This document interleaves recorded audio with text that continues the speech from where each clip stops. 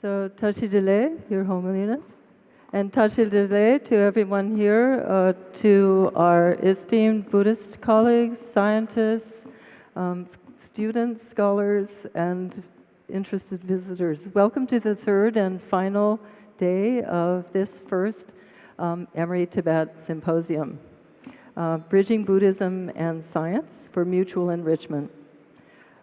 So this session is going to be about neuroscience. It's titled, it's a big title, What is Mind and its Relationship to the Body, Brain, and Subjective Experience. And we'll be hearing from 4 speakers this morning. First of all is Christoph Koch, who is the head of the Allen Institute for Brain Science. After having been a distinguished faculty at Caltech for over a quarter century. He's famous for his work on the visual system, but particularly for his pioneering work on consciousness, and that's what he's going to be talking to us about today. Next, we'll hear from Lodo Songpo, who's at Gaden Jangse, and he comes from Kham originally and has been involved in science studies for over 10 years. Including as a Tenzin Gyatso science scholar in the first cohort at Emory University, where he graduated after 3 years. He's now science coordinator at the Gaden Jangse Monastery. And then third, we'll hear from Brian Dias, assistant professor at Emory University in psychiatry. He comes from India originally.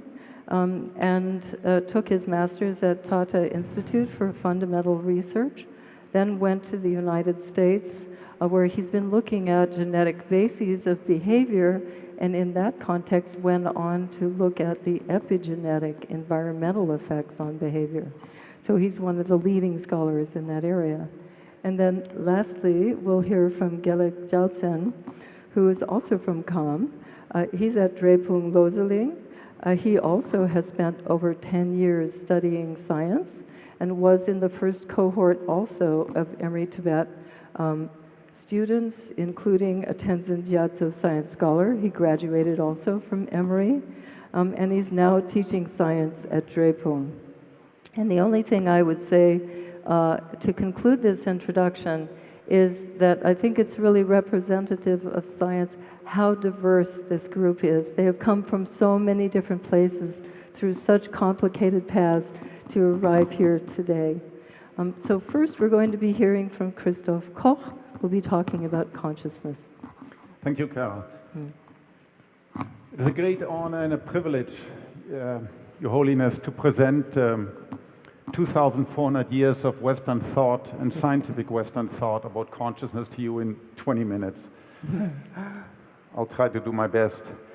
So I will start with the most important philosopher for consciousness and also the father of, one of the fathers of Western science, which is René Descartes, who wrote a series of books in the early 16th century when he was living in Holland, where he made a very famous statement. He made it first in Latin and then in French. And in English translated, it means, I'm conscious, therefore I am. So he took this point of view, how do I know anything exists? And finally, the only reason I have to suppose that something exists is that I'm conscious. I can doubt that there's a world outside. I can doubt that I have a body, but I cannot doubt that I have mind, that I have consciousness. So the only reason I know I exist is because I'm conscious. And so even if I wake up in the middle of the night, I'm jet lagged, I don't know who I am, I don't know where I am because my brain is still fuzzy, but I wake up in the middle of a night in a dark room, that's what I experience. I already experienced something. And this is the central fact of my existence. And this comes prior to knowing anything about physics. This comes prior to knowing about stars and people and dogs and trees. And so we say phenomenology comes prior to physics. So Science, until recently, until 30 or 40 years ago, Western science, particularly neuroscience, did not deal at all with consciousness.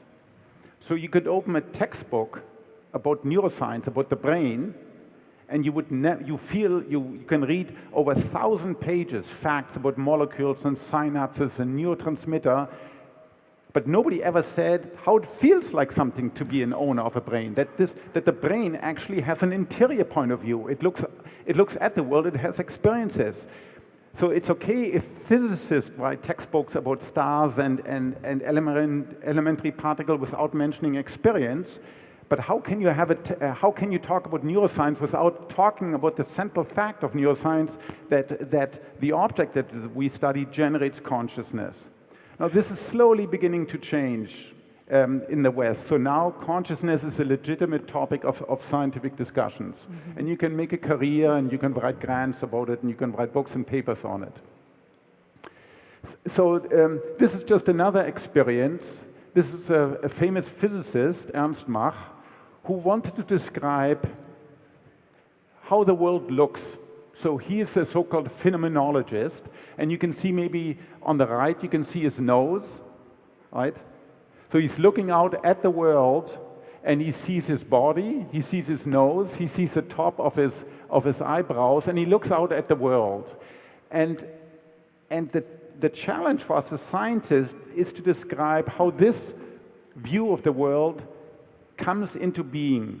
Because nothing in the facts of the brain from the outside, the brain is a physical system like any other physical system. And nothing right now tells us that the brain has these mental properties. So this is a mental property, and it's very mysterious for us as scientists. How do mental properties come to physical properties? We know about physical properties more and more. This is what Chris described yesterday in physics. But then it comes as a total surprise to be told, well, in addition to these physical properties, it also, you have a point of view. It feels like something. This is the modern term. It feels like something to be the owner of a brain that gives rise to mind. And the question is, how does this happen? So today, consciousness, by and large, in the West, is equated with experience. So to be conscious is to have an experience. That is a key defining feature of consciousness. It feels like something to see. So these includes external sensory consciousness, seeing, hearing, smelling. It includes also higher order consciousness like hearing, imagining. I can hear my mother's voice. I can dream of her. It also includes memory. I distinctly remember when I was last here and when I was here 4 years ago and talking to your Holiness, so that's 4 years earlier. I can also have internal perception. I can have a perception of my body being cold or warm or sweat or hungry, or I can be in love or I can be anger. Those are all different conscious experiences. Common to them all, including self-consciousness. So the fact that I know I'm conscious, I know I'm a man, I know I will die one day, those are just different aspects of consciousness.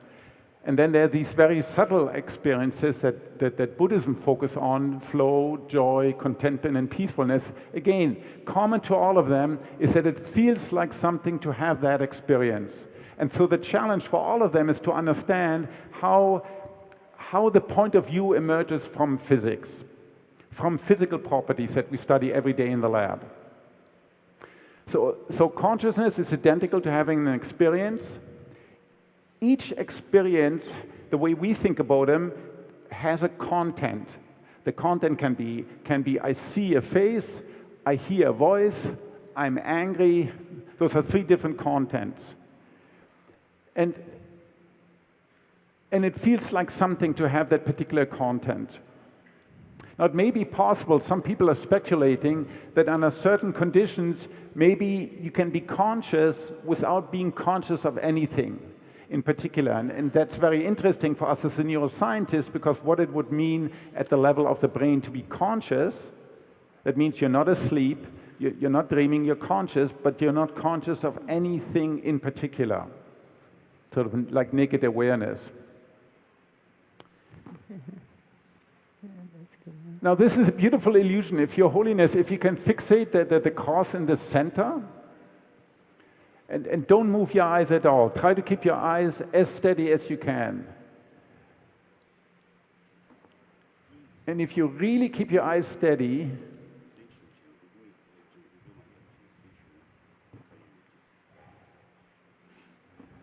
it doesn't work quite. It's pretty, it's okay. Now look what you see and look what's actually there. So what's really there are these magenta circles and a hole, right? But what you see, let's go back, what you see is a green disk that travels.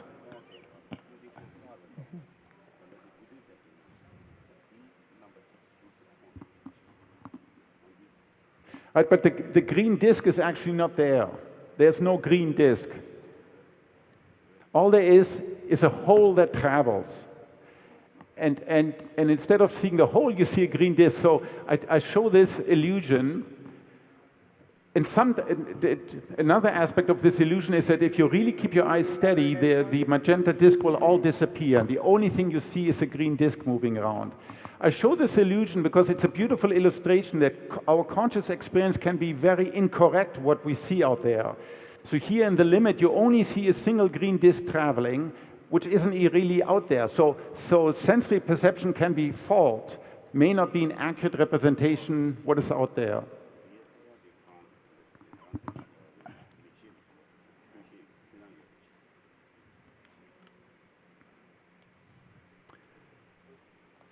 Okay, for us, one of the biggest questions, this is one of the biggest difference I found between your way or the Buddhist way of thinking about consciousness and our way of thinking about consciousness from a scientific point of view. Because I think René Descartes and then Christianity, for hundreds of years, we believed in human exceptionalism, that only we, humans, consciousness.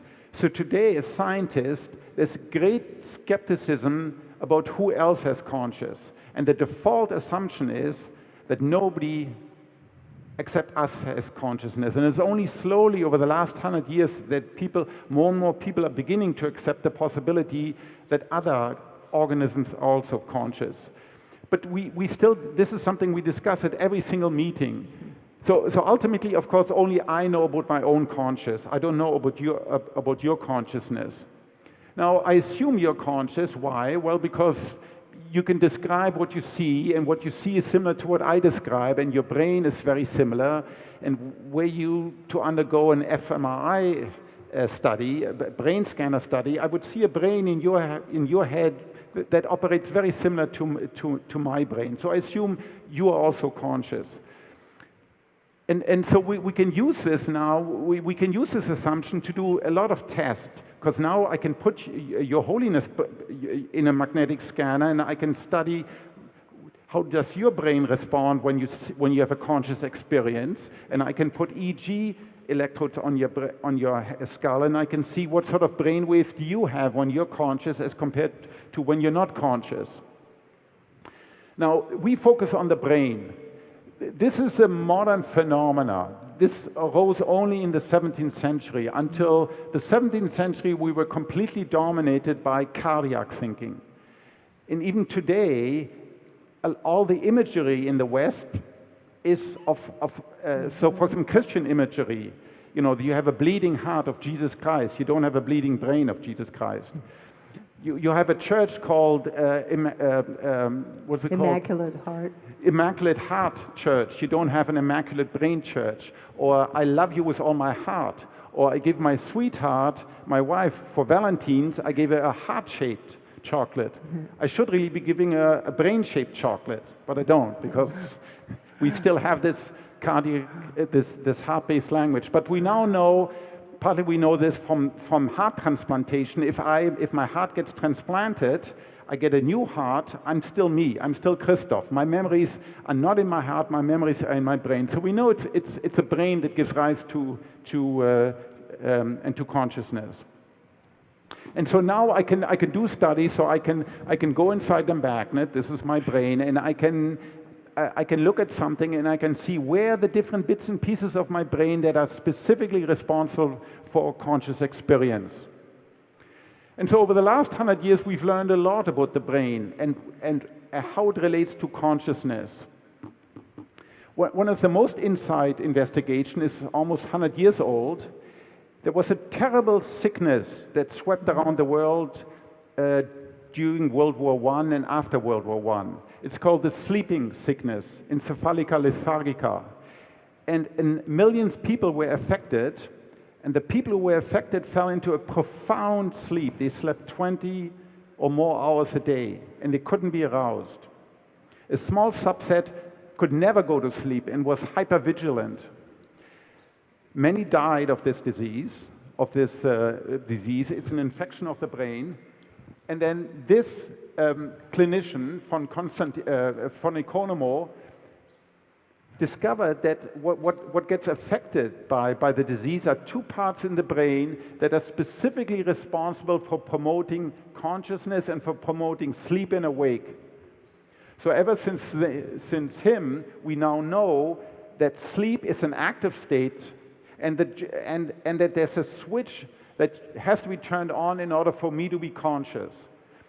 So it's just like my heart has to operate in order to get blood through my brain, but also in terms of brain stem, there are neurons in the brain stem, in the part of the brain, in the lower stem, that have to be active for me to be conscious. But they don't themselves generate conscious experience, but they have to be present in order and for there to be conscious. So now what the modern search for what people call the neuronal correlates of consciousness is, the idea is I'm looking at something like that scene with a dog, and I like to identify what are the specific mechanisms in my brain that give rise to that conscious experience compared to when I don't see the dog. Is it a particular type of nerve cells? Are they located in a particular type of brain? How does it differ when I see something versus when I imagine the dog, or when I dream about my dog, or when I smell a dog, or when I'm upset? What is the commonality among all these different mechanisms that give rise to consciousness? Because we care a lot about mechanisms, and so we're interested in what are the specific mechanisms that give rise to any one conscious experience. And so we have sophisticated techniques. This is, for example, one technique. You're looking at the picture on the left, and you can sort of see a face, right? Now, when I briefly flash this image, sometimes you can see a face, and then you push a button, yes, I see a face. And sometimes you don't see a face. The image is always the same, but because it's flashed so briefly, only sometimes do I have a conscious experience of a face, and sometimes I don't see. All I see is noise. And so I can now look at the difference in your brain to try to identify where the specific areas in the brain that are associated with having the conscious experience of a face. Mm-hmm. And this is what many labs do now. Why? Well, because we'd like to look at what is it about the specific, which bits and pieces of the brain give rise to consciousness. We know this is a remarkable finding. So this is a patient who has a big hole in her brain. She lacks the part of the brain called the cerebellum. You know, there's a little brain at the back of the brain. In fact, 69 billion of your 86 billion neurons are in this little brain called the cerebellum. More than 4 to 5 neurons in your brain are here. If you're not born with them, early on you have more difficult to learn, early on you have more difficult to speak, but once you're adult, it's very difficult to tell the difference from a normal person. And this person doesn't complain. She has perfectly normal consciousness. And we also know from other cases when you have a stroke in the cerebellum or when it has to be operated upon that the cerebellum does not give rise to conscious sensation. So this is very interesting if you care about mechanisms, because it says, well, those are neurons. They have all the electrical activity you expect of a neuron.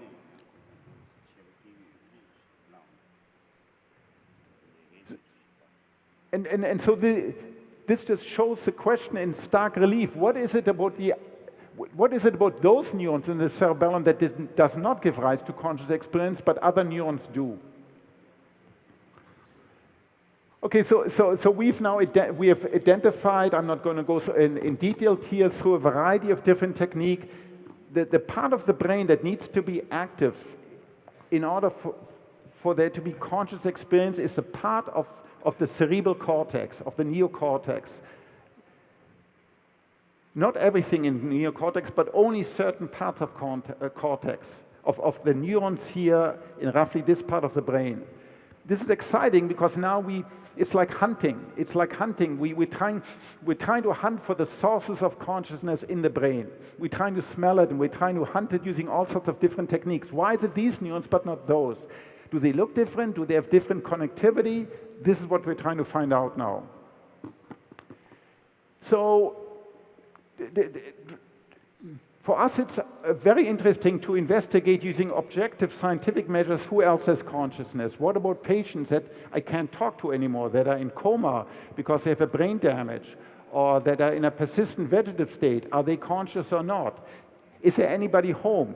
We believe if your EEG is flat, if your cortex has no more electrical activity, that you're not conscious. You're alive, but you're not conscious. But there are some patients that maybe sometimes have an EEG or it's very irregular and we are not sure, is there anybody home or not? And it's very important for us and for their loved one to know, is a patient alive but not conscious? Or does it feel like something to be a patient? We're interested in babies that can't talk yet. To what extent is a baby conscious? We believe a baby is conscious because the baby can do complex things like imitation learning. So you can do something like this to the baby, and the baby will do something like this back. So we believe that a baby has some type of consciousness. So these are patients, like this is a very famous patient, Terry Shiver, who was for 14 years in a state where we were not sure whether she was conscious or not. Most scientists believe she was not conscious, but she was alive. And so we try to find more objective ways of testing that. And then finally, we come to animals. So I believe that animals are conscious, certainly that mammals are conscious. So here you see dogs interacting with humans. You can see dogs that behave very much like humans. So here's a dog who's looking at the owner eating a hamburger, and then the owner didn't give him the last bit of the hamburger, and the dog is surprised. How could you not give me the last piece of hamburger? It's the same response that humans would have. So for reasons like this, most biologists now are willing to accept that certainly mammals are conscious, mammals that have a neocortex, and we can study them in the laboratory. But there are many systems where we are simply not sure whether they're conscious and when does consciousness happen.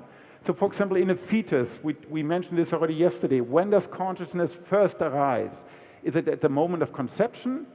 Is it when you're actually born? There's some evidence that the baby is actually asleep in the womb and it's only conscious when it exits the mother womb. We don't know.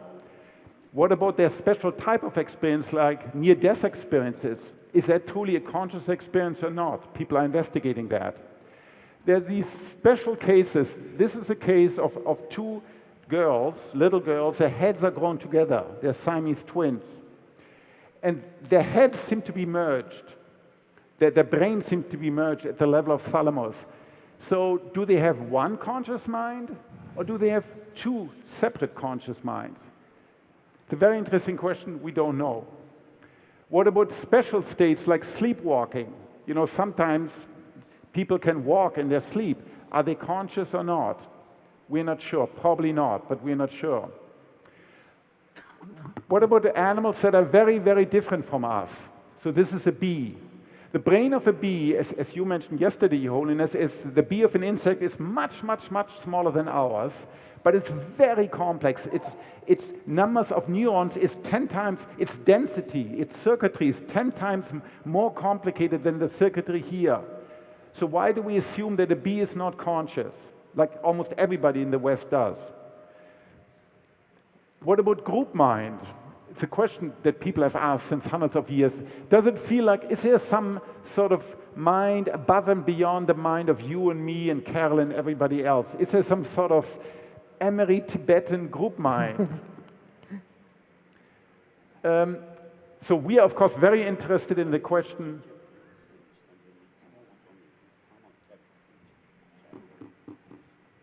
And then lastly, the question that we discuss a lot now in the West, what about computers that talk? What about cars that have complicated behavior, that can drive themselves, that have sensors, that have motors, that can do planning? If a patient could do everything like one of those cars could do, you would definitely say the patient is conscious. So on the basis of what grounds can we say that car is not conscious? So in summary, we know now that, or we believe that consciousness is associated with certain physical activity in the most complex piece of highly organized matter in the universe, the human neocortex or neocortex in general. We don't yet understand the exact condition that give rise to consciousness. What are the mechanistic conditions, purely at the mechanistic level? What are the mechanistic physical reasons for a system to be conscious? When is this system conscious and when is it not conscious? We do know there's much conscious activity that's not conscious, like in the cerebellum, my liver, my heart, my kidney. All those are complicated physical systems and they don't give rise to consciousness. Why? We believe that it's very likely that the same thing occurs in other mammals. We don't know about other species. And right now we have no idea to what extent consciousness extends across all the animal kingdom or across all of biology. We simply don't know. And then the last slide is the challenges that we're facing now in the West is that nothing in our materialistic worldview prepares us for mental properties. This is a big challenge for us and has always been. And so we don't believe in a pure dualism anymore. We don't believe in an independent soul that's sort of extra natural, supernatural. But we still have to explain how consciousness arises, how the mental arises from the physical. And I think ultimately my intuition is that we have to change the notion of materialism to get closer to what could be called pan-psychism or pan-experientialism. The idea that matter, that certain types of matter in highly complex systems comes hand in hand with mental property, that physical property and mental property can co-occur, and that consciousness ultimately is matter viewed from the inside. Physics studies the relationship among material objects, and consciousness is how material objects feel from the inside.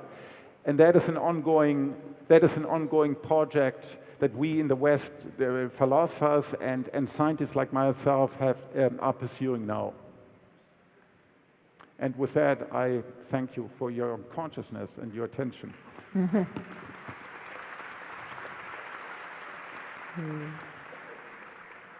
if you can change this Lode around. Well, while Lode Sangpo is taking his seat,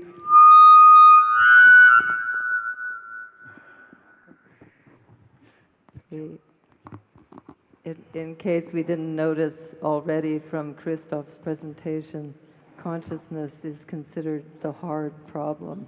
Yeah. And so you can see why neuroscientists are so interested in communicating with Tibetan Buddhist scholars, because you have made a study of a deep study of this. So maybe you can help us with the hard problem. So in that vein, Sangpo, if you could. This one.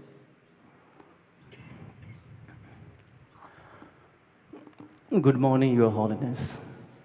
First, I want to pay my deepest respect to Your Holiness, to Venerable Masters, Honorable Si Kyung, and Speaker of the Parliament, and distinguished professors, scientists, and all the audience.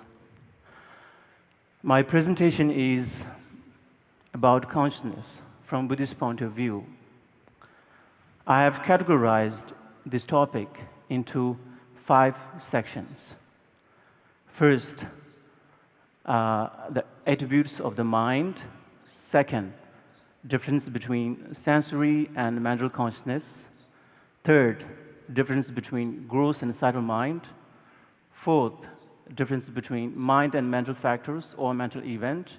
Fifth, difference between purpose of carrying out analysis of the mind. I'm not going to talk detail of each of these, but I will share a few main points of these sections and leave the rest for the panel discussion.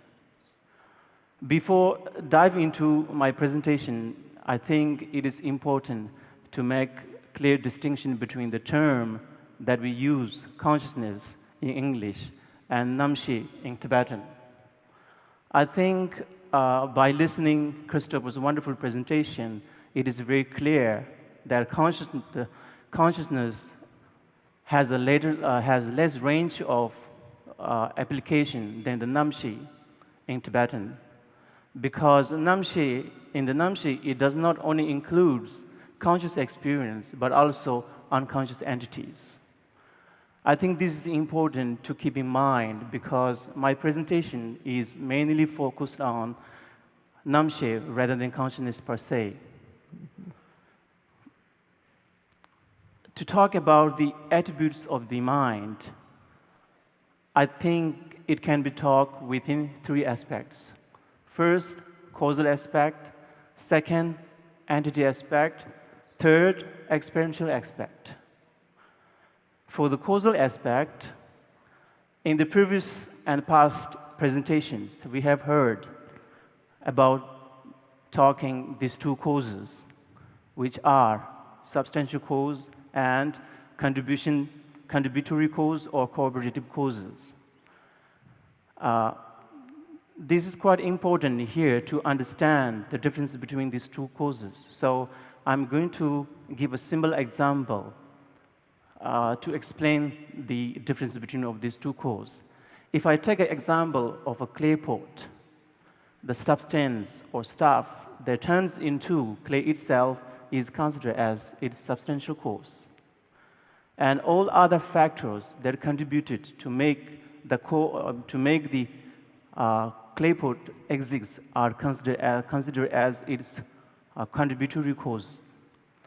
And for this concept, I have a quote by Acharya Dhammakriti, which says that which is not a consciousness itself cannot be substantial cause to another consciousness.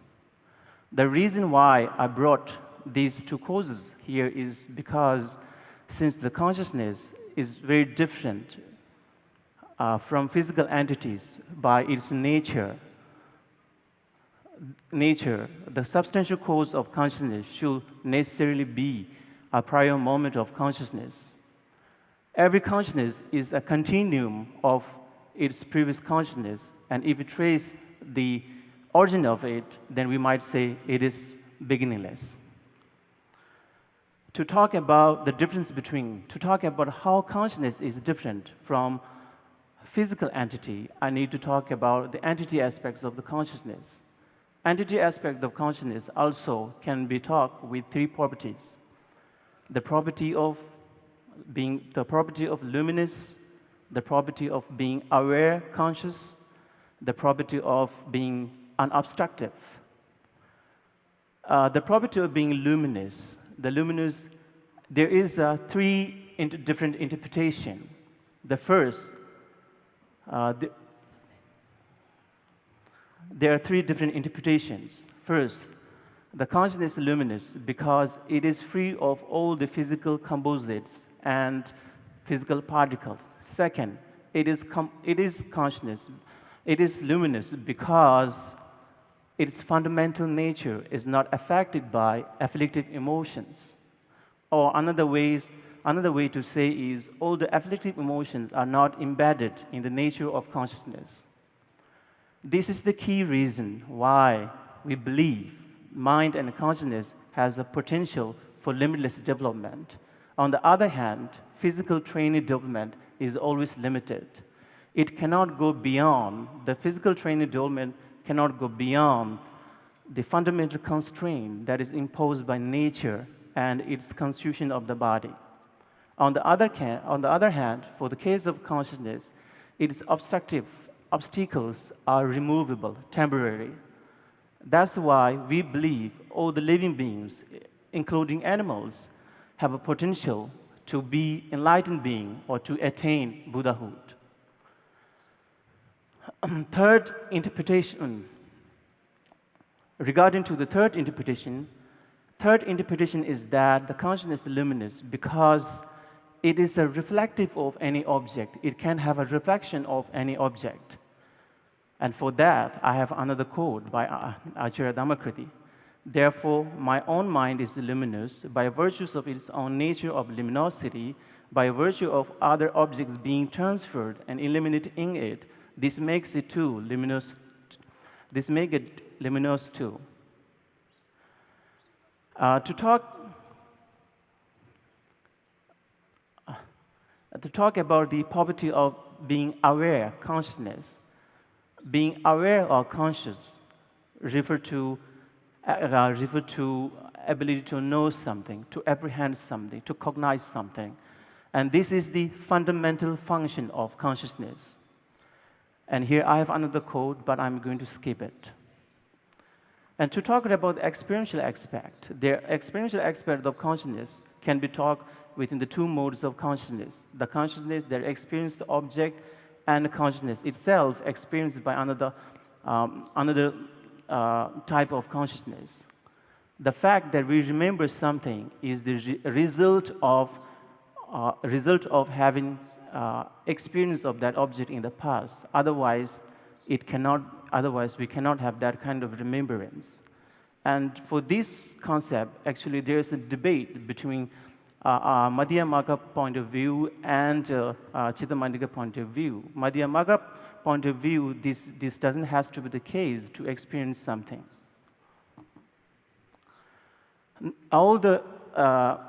Everything that I have presented so far are the attributes of consciousness. Now I'm going to talk about the difference between sensory consciousness and mental consciousness. Now I'm going to talk about the difference between sensory consciousness and mental consciousness. The unique condition or determined condition or characteristics that makes sensory consciousness very distinctive from mental consciousness is that all the sensory consciousness depend on physical sense power. In addition to that, to give arise any kind of consciousness, any kind of sensory consciousness, it has to have a direct contact with the object that is being perceived by it. And it is the same case to the pleasure that is directly driven by sensory consciousness. Therefore, if we depend on or indulge into too much sensory pleasures, then we cannot get long-lasting pleasure and genuine happiness. As long as the material that stimulates, triggers, the sense of pleasure is there, or happiness remains there, or happiness lasts there, we can have our happiness, but pleasure, once that substance starts to degrade, then our happiness or pleasure starts to disappear. On the other hand, if we train our mind over the time with the proper technique, then our happiness will not depend on outside material resources. It doesn't matter in what condition you are or we are, we can be stronger, we can be more happier. And another ways of differentiating these two, the sensory consciousness and mental consciousness, is that whether the object appears lucidly or not. Whether object appear lucid or not. To explain this, one simple example is that when we touch a cup of hot water with your bare hand, this is like having sensory experience.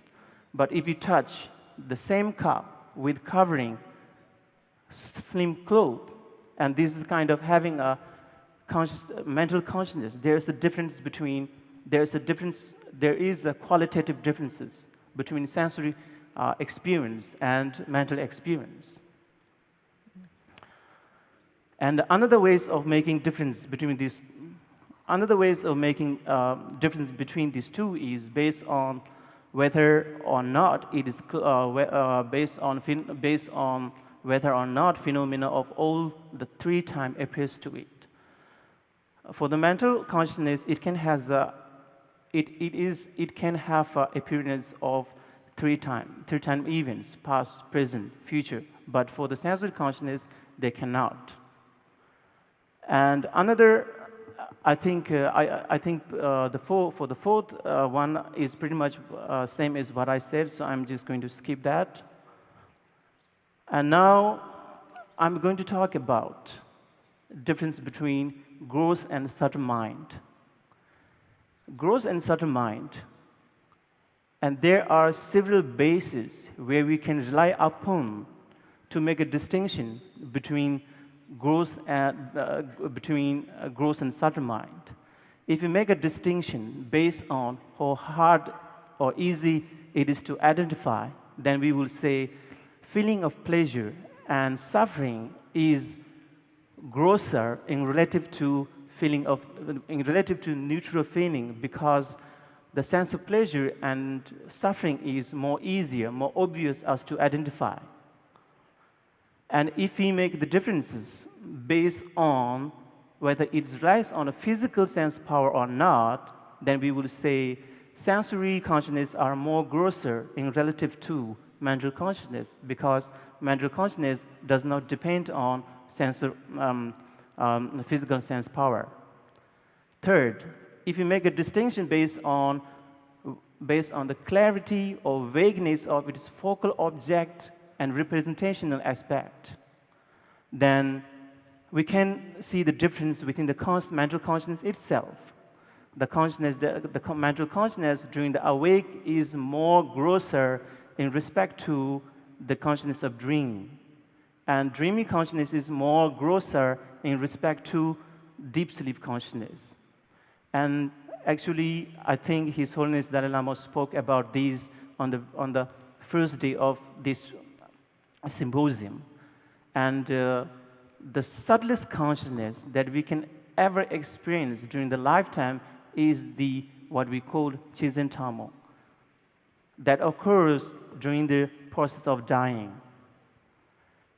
And fourth, if we make the difference based on the gross or subtlety of its object, the object of the consciousness, then we will say the consciousness that connects a subtle object is more subtler than the consciousness that apprehends grosser object. And from tantric point of view, I think these two are differentiated based on the subtlety or grossness of the wind energy that is the basis of mental consciousness. As I said, I'm going to talk about only main points of these sections, so I'm going to jump to the next section. And now I'm going to talk about a little bit what is mind and the mental factor or mental event. The difference between mind and mental factor, to explain this, here I have a quote by Maitreya, and which says that which sees the object is the mind, that which deals with its aspects are mental factor. So mental factors are in either the aspect of the mind or the specifics of its function. So if I try to put in a simple word to make it easier to understand, the one example would be if we look at something, while our eye consciousness captures the entity aspect, the object, there are several mental factors that are simultaneously engaging with it. And there's engagement of feeling, there's engagement of discernment, there's engagement of intention, attention, and contact. And these are we called 5 omnipresent mental factors. There are many mental factors, but I'm not going to list each of those. I think Geshe Lobsang is going to talk about these in the coming presentations.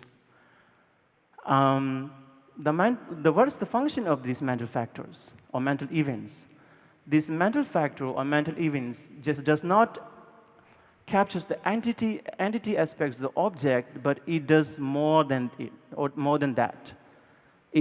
For example, each of the mental factor has a specific function, such as bringing feeling aspect of it and making a judgment of whether judgment of the color of the object. Now I'm going to talk about the purpose, why Buddhists have spent so much time studying mind, consciousness, and all categories of the different types of consciousness.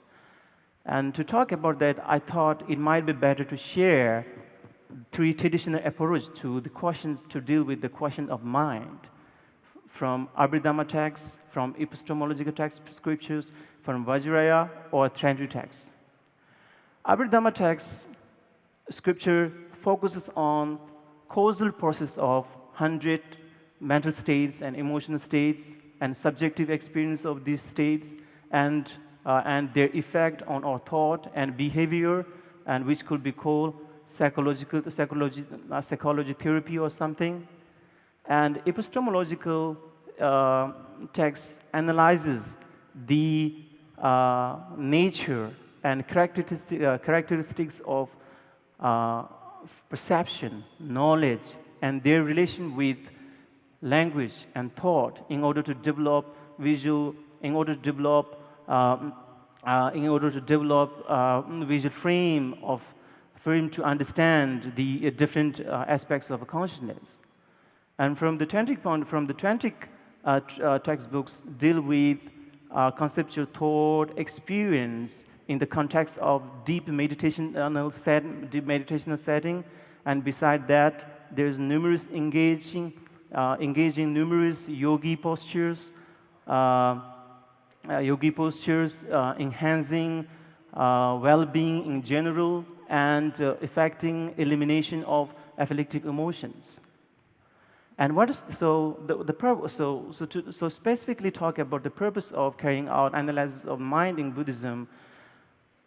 The main objective of Buddhism psychology is not to gather data on the source, make up etc. of the mind, nor to build explanation on the way mind functions. Rather, it is directed toward the quest to eliminate suffering in general and in particular. So I think the essence of Buddhism is profoundly comprises in these stanza, which says by Buddha himself, which says, do not commit any non-virtues, commit virtues to the utmost, tame one's mind to the fullest. This is the teaching of Buddha.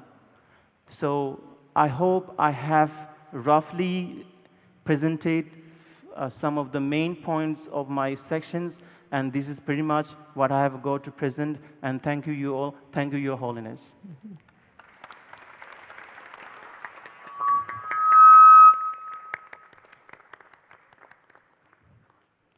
Thank you, Sangpo. And now that we've heard from our first 2 presenters, we're going to hear from our discussant, Brian Dias.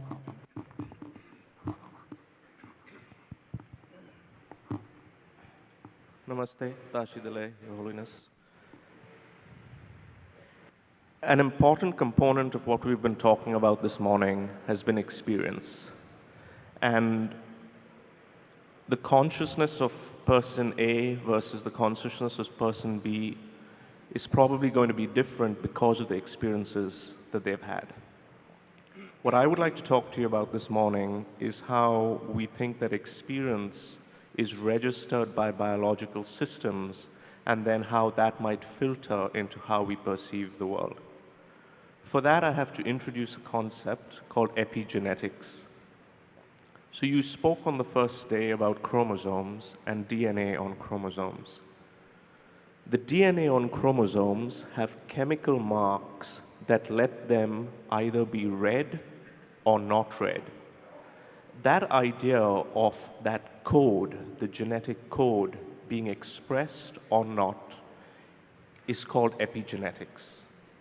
Whether something gets expressed is dependent on certain factors which are in the cell at a particular time or certain marks which are present on the DNA. And if it's not expressed, there are a different set of marks. Now, why is that important? It's important for two reasons. One is within a generation, as Dr. Koch talked about, there's a language in the brain which is the electrical language. Just like the electrical language, there's a molecular language where environmental experiences can add marks to the DNA or they can remove marks from the DNA. And that will allow for some genes to be expressed and others not to be expressed.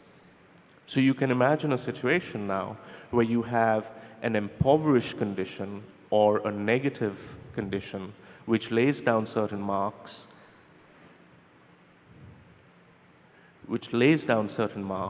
versus not, and that might give you a neuron developing in one way versus another, or circuits in one way versus another.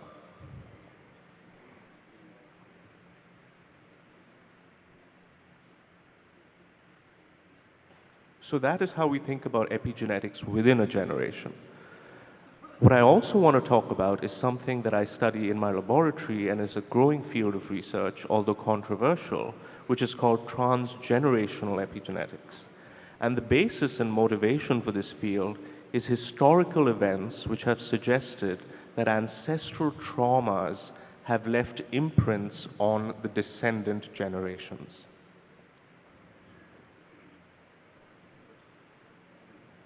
So we know that descendants of Holocaust survivors, some descendants have lower cortisol levels, which predispose them to post-traumatic stress disorder later in life. We know, for example, in the Dutch hunger winter in 1944, when there was no food going into the Netherlands because of the World War II, that there were famine-like conditions, and that resulted in birth defects and other mental health abnormalities in generations that were not even conceived at the time. So what we now appreciate is how this is occurring. So what we now understand is that these traumas are laying down marks or they're removing marks in the sperm or in the egg, and that sets up the future generations to bear these imprints of ancestral trauma. And so when I hear Sangpola talking about eliminating suffering, the goal for us studying this field is to be able to intervene in some way, either in the ancestral generation or in the descendant generation, to reverse these marks that have been laid down. And so to summarize, epigenetics and transgenerational epigenetics are one language used by the nervous system and biology in general, which then allow for an individual's conscious experience in some way to be sculpted, like, for example, the manifestation of PTSD or anxiety in their own lives. Thank you very much.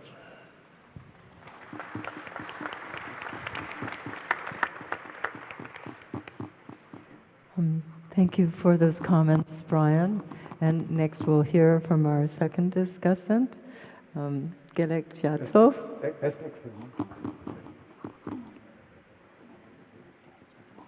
Please. Good morning, Your Holiness.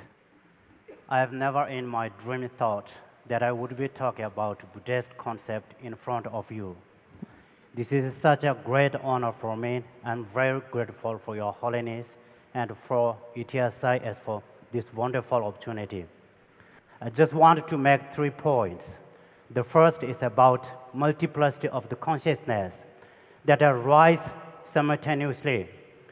Buddha says that as long as we are alive, we will have an unbroken continuous stream of mental consciousness. So when we are awake and looking at things, we will have 2 consciousness, one mental consciousness and one eye consciousness. Right now, I think almost all of us have at least 3 consciousness, one mental, one eye, one ear consciousness. Also, we can have at most 6 consciousness at the same time. The stream of mental consciousness never ceases, and at the time of the death, it is this consciousness that leaves the body and takes new rebirth. The claim that mental consciousness always abides may lead to a nice scientific experiment, provided the scientists could find neurocorrelates for mental consciousness. In that case, the Buddhist claim would lead to the prediction that the neurocorrelates of mental consciousness would always be active and strong and sending signals. My second point is, what's happening to sensory consciousness?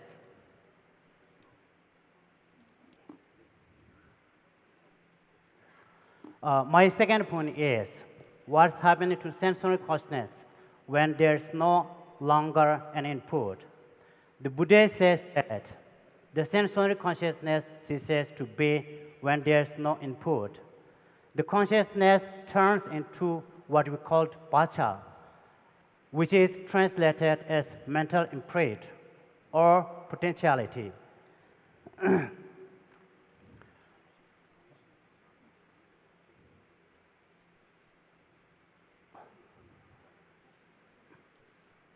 The five sensory consciousness arise and dissolved, and again in a repeated process of the birth and termination, influenced by the input from external or internal world. Now the questions may rise, where's that potentiality? We says on the mental stream, one school of Buddhist thought have a wonderful description to convey this idea.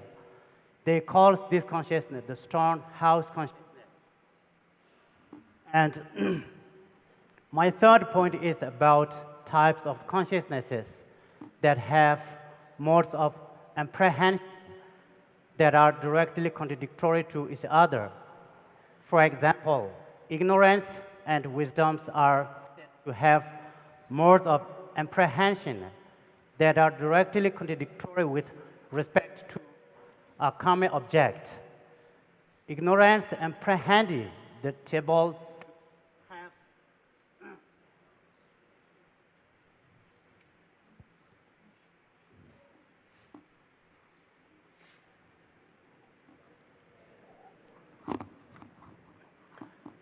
ignorance apprehended the table to have independent existence, and the wisdom apprehended the table to have not dependent existence are said to be in this relationship.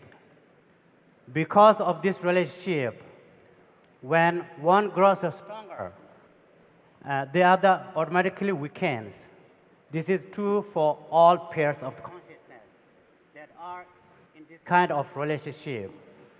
The reason why I raise this point is that if neurocorrelates are found for two minds that are this kind of relationship, growth of one would imply the weakness of the other, an event that theoretically would be observed using imagine these techniques.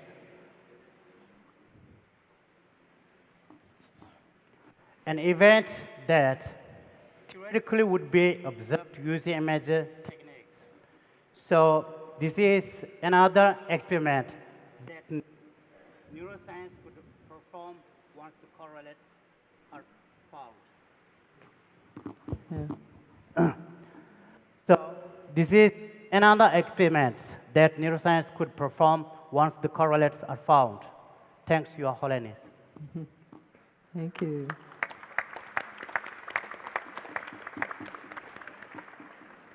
So a rich set of presentations where we're also seeing some real differences in terms of the notion of what consciousness is. Is there one? Is it unitary? It's here, not here? Or is it multiple in form? So before and it touches on many things we've been talking about over the last 2 days, and a number of people here will have things to say. But before we get started on a general discussion, Your Holiness, Would you care to say anything right now? Nothing right now? Okay. Well,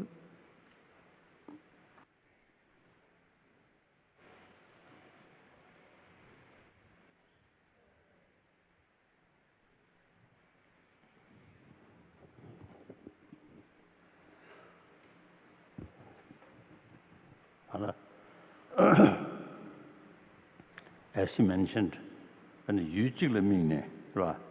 유직름이네. Your mind is focused on one object. You can have a wrong perception.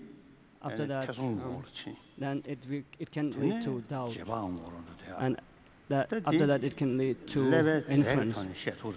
And that kind of thought process, can we have a description from the neuroscience point of view? As Gelekla presented towards the end of his speech, when he talked about there being two types of consciousness, or which have the same object, the focal object, but apprehending the same object differently. He gave the example of ignorance and wisdom.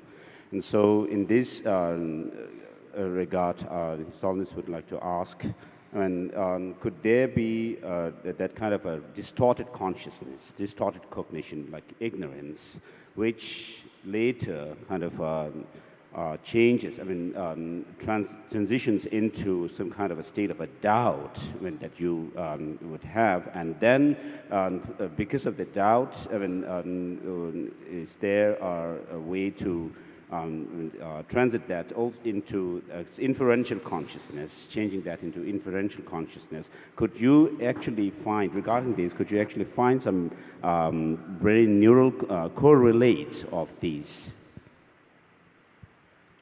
The challenge would be in a lab. How do I do this when I have a volunteer, a student who comes in to serve as a subject? I have to be able to induce a state of doubt, and then 5 minutes later a state of wisdom, and then again a state of doubt and a state of wisdom, and do this 50 times in order to average, in order to get the brain activity. So I don't know how to induce a state of doubt and a state of wisdom in a subject. And I don't know, and scientists don't know how to do that in a mouse. Our most favorite model for all of this is a mouse, believe it or not. They're little. So it's very difficult. I don't know. We don't know how to study these advanced states in animals and in people. So we use fear. Yes, that's right. Fear, and we use vision. Vision, imagination, seeing. Sensorial level consciousness, animal, we human being, more or less same. Yes. Now mental level, there's big differences. So I think in order to as a deeper investigation about humans or the consciousness, mental consciousness, I think you need some sacrifice, some human being. oh dear. Well, it is impossible, is it, to know animal brain? Impossible. So only on a human being. yes, that is the challenge, how to do that. In a lab. How do we do that in a laboratory? It's very difficult. Of course. So it's the limit of what we can do. So it is, I think, quite obvious. The consciousness is so sophisticated. And that fully the full explanation about that on the basis of biology, or say matters or genes or these things, particles. So I think essentially we have to accept two things, physical thing and just a mere experience. That's what we call consciousness. So in any way, further investigation and experiment I think really very helpful. So, taking up for the mice, we can... now I say, actually, since many years, I sort of suggested some, not only Buddhist, but some Indian non-Buddhist sort of practitioner, who have certain sort of experience. So these, some of our such meeting, I think should, because of that, should make available, then some discussion according to their own experience. And in the past, some Tibetan who spent many years in the mountain, so they have certain sort of unusual experience. So I think one of them actually went to America and carried some sort of in the laboratory, some sort of today. Brain scanning? That's mainly inner heat. Tumo? Tumu. Yes, tumu. And actually, you see, there are people who can remain in snow. It's 24 hours without any dress.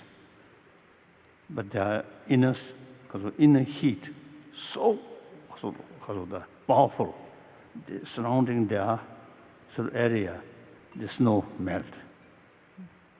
That actually is happening. So these are worthwhile to further investigation. Like Mahakumbha Mela, it's a number of sort of sadhus, completely negative. Some of them, you see, live in mountain area whole year. So I think these are really worthwhile now. Because of that, let them sort of explain what's their experience. And you see, some experiment in their, on their bodies. It's no harmful. No. And I think after experiment, give some money, I think some may appreciate.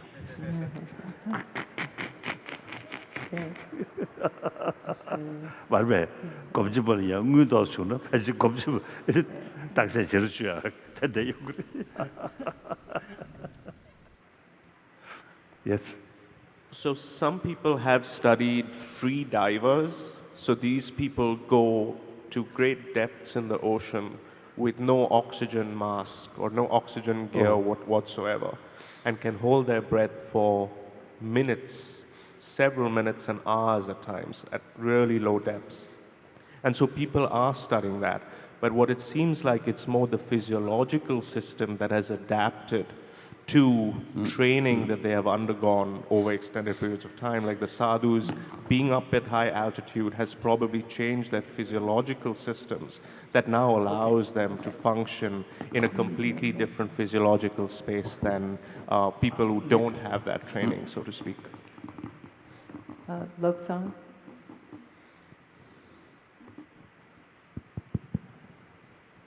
Thank you.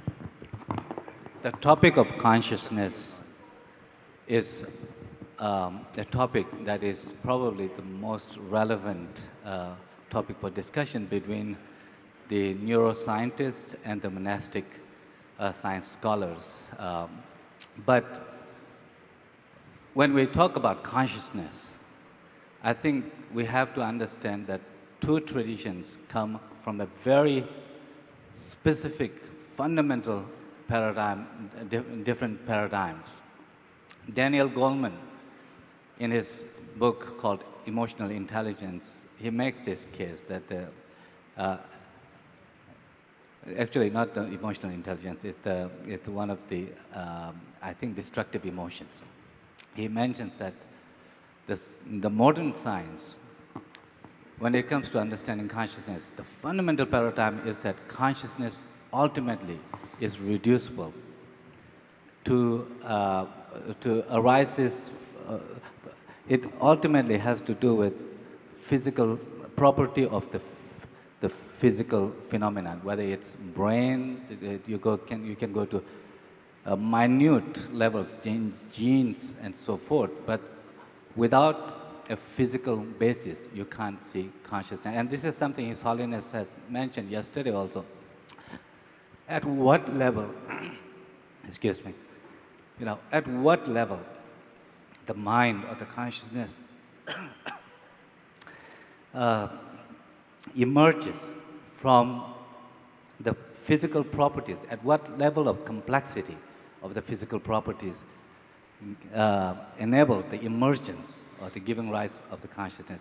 Whereas so it seems like that the dominant neuroscience to this point assumes that mind or the consciousness is what the brain does. And whereas the Buddhist tradition, the Buddhist contemplative traditions, as Venerable Sampo presented here, the fundamental paradigm of the consciousness or the mind is not reducible to, or it doesn't need to be dependent on some physical kind of, at least coarse physical properties.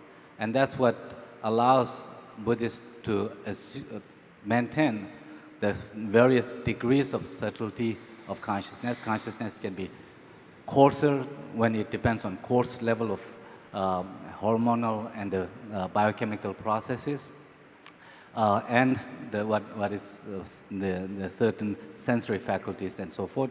But it can also be subtler, dependent on the subtler levels of what Buddhists call the energy. But ultimately, the continuum of consciousness is something that can go from coarser to subtler and very subtle, and then reverse into coarse and subtle. But from the Tantric Buddhist perspective, the energy and the mind, the consciousness, are interdependent, related. In fact, ultimately, at the very subtle level, these two can be seen as expression of the single entity, the lungsam mo chikwa, that this energy-mind complex that can be seen as two expressions of a singular continuum. And this is where I think that Christoph, when you mentioned earlier, with regard to the consciousness, could there be a separate stream or a physical,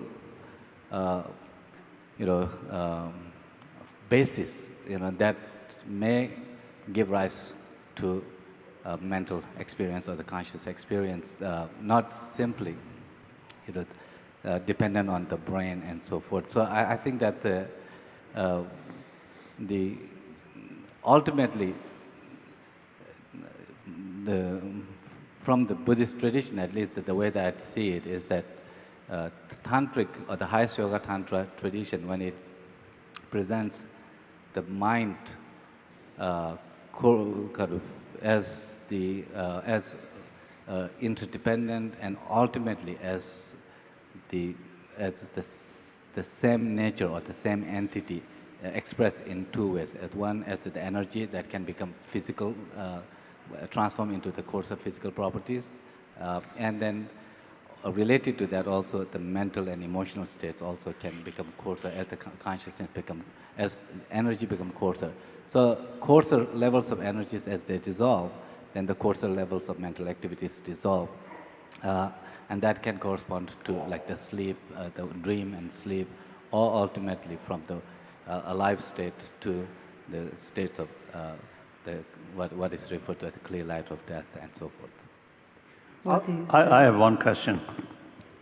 One question. Memory and sharpness of mind. Can you predict, after sort of investigation about brain, can you say, oh, this person with such brain memory is very good. This person, because of certain sort of the element in the brain, or sharpness of mind is there. Can you say that? We can begin to read out in animals their memories. We can imprint memories directly into the brain of mice, and we can now begin to read out the memory of mice, and we can begin to predict which specific nerve cells in which specific part of the brain called the hippocampus is involved in memory. Yes? No, this is not very harmful. So the human being, also the certain sort of wires and sort of, even I think take some sort of drops from their brain and analyze. I think not harmful. No, but the problem with studying humans is from point of view of a scientist is look but don't touch. I cannot go inside a human brain unless I do surgery, because that wouldn't be ethical. So for humans, I can study from the outside using brain waves or magnetic scanner, but I can't go inside and poke them and add this gene or add that neurotransmitter. That I can do in mice or in other animals. I wanted to very briefly to reply. So the basic dogma in neuroscience is 4 words: no brain, never mind. No brain, never mind. It's like a koan. It's like a Japanese koan. Now you can generalize it because and say, because we don't really know what the fundamental nature of matter is, that we all believe, and certainly the vast majority of philosophers and people who study consciousness believe there has to be some sort of physical mechanism. Without some sort of physical mechanism, be it superstring or whatever fancy physics there will be, there has to be a physical mechanism to support mental. There cannot be mental without some sort of physical mechanism. So Michel, So I think that's what I'm saying, is that, often when we have these kind of conversations and the scientists say that no brain, never mind, or the consciousness reduced to some level of physical kind of basis, the correlates. And those physical correlates tend to be something that you can physiologically measure, whether it's the brain or you can take it down to genetic levels. But what I'm saying is that from the Buddhist point of view, the lung, or the energy, that's also is as you said, where the superstring is a form of energy, right? So likewise, the Buddhist postulation of energy, the lung, is an energy, and therefore that if you think that the mind correlates with the energy levels at the it can go to a subtlest level of energy, and if there are certain kinds of energy that has a certain property of consciousness, why can't that be? That's what. So therefore, that could there be could as a neuroscientist you can foresee a discovery of kind of energy that may have the characteristic of that subjective, the consciousness as its property. As long as this energy can act in my brain, because I don't know any evidence that there's consciousness without my brain.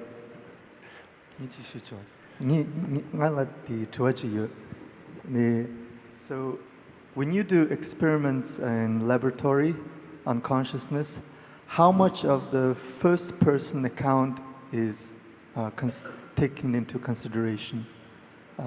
Is there any experimentals or system of, is there any way that has been developed to establish a reliable way of taking the first person account into consideration? So there is this tradition called phenomenologists. It's a small tradition only in psychology and in neuroscience that try to capture the vast. You know, when I just look at this, it's vast. It's filled with vast amount of information. All the colors, all the spatial relationship, left, right, up, down. So people are only now realizing that this vast amount of information, because usually people say, well, you can only remember 7 bits, so your mind is very low baud rate. But in fact, there's vast amount of information, and even in a black scene, because there's still spatial relationships. And so people are only now beginning to develop those sort of first-person account to try to capture quantitatively all the data, the information that's inside a single conscious experience. This is a perfect segue, I think, because Michel, you've been wanting to chime in. Okay, thank you very much. It's a question for Chris. I very much appreciated, in fact, your Chris or Christoph? I'm Christoph. He's Chris. Yes, sorry, I was abbreviating. So your conference was really wonderful, and I especially appreciated that you started from the obvious presence of experience. But on the other hand, I have a problem of vocabulary with what you said. When you are very prudent, you speak of neural correlates of consciousness. You speak also that you say that consciousness is associated with a particular brain working, but when you are less prudent, you say that the brain generates consciousness, that you are looking for neural mechanisms that give rise to consciousness or for the source of consciousness in the brain. When you use the second set of words, you strongly suggest Okay, yes, continue. when you use the second set of words, such as source of consciousness, you strongly suggest that the brain is more fundamental than consciousness, that it is the cause of consciousness. But I think that none of the wonderful experiments you quoted, and even those you didn't quote, can support this dissymmetry between the two. Because, in fact, for instance, according to the same experiments, the brain could just be an amplifier, a modulator of conscious experience, rather than a producer of experience. I think that with your panpsychism, you come very close to this idea. But then I would suggest you something to make your view more balanced. You say that consciousness is how a complex material system, such as the brain, feels from the inside. Can't you say, conversely, that the brain is how consciousness appears when seen from the outside? In that case, I think you would be quite compatible with the Buddhist view that was exposed, according to which that which is not consciousness cannot be the origin of consciousness. And so you're saying, so I do believe that the brain as a physical system viewed from inside, that's what conscious experience is. And can't you say that consciousness as seen from outside looks like the brain? That's a physical system, yes. Yes. It's a physical system seen by a consciousness. Yes. But now the next question is, what is it about this particular physical system that gives consciousness? And can that system, or can that phone in your pocket, yes, can that also have this dual aspect, this inside and the outside aspect? That's right. Yes, that is I think the way you posited the question now is good. How is it that this kind of system is associated with consciousness? But then it's still a question of causal supervenience. You still need the physical matter. Without the physical matter, you wouldn't get the mental, the consciousness. You need both. Yes, but well, here again. Well. So let's let physicists weigh in here, and then we'll hear from Chopel. Yes, so a comment and a question for Christoph. The comment is almost trivial, and I'm not being facetious, but when you talked about the difficulty of getting having emotional states in humans, with large data rates and being able to gather data, I suggest actors. So method actors are trained essentially to use imagination and memory to generate essentially a physiological manifestation of disgust, fear, strong emotions, and a range of them. Now you don't need to be, Academy Award level. So there are a lot of good, hungry actors, don't need a very high rate, and you could get a large amount of data and repetition, because they have to do repetitions. They have to do 30 takes where they have to remember someone who died and cry and so on in a mode. Okay, that's just trivial suggestion for gathering data. It's a clever one. Yeah. It's a clever one. And the question is about something you mentioned in passing. I just want to come back to in a different way. When you alluded to some of the computational and machine variations on this theme, your examples were self-driving cars and personal assistants on smartphones. But I wanted to ask about this other sort of bottom-up agenda that has existed for decades, of course, of modeling, brain activity with neural nets or consciousness, not even approaching consciousness, but it's really, so it's a twofold question of, first, for people who don't know, what is the status of those sort of bottom-up approaches, computational-based approaches?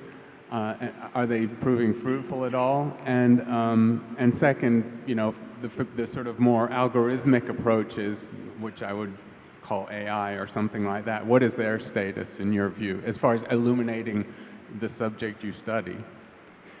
So you probably heard there's a very large project in Europe under Henry Markram called the Human Brain Project.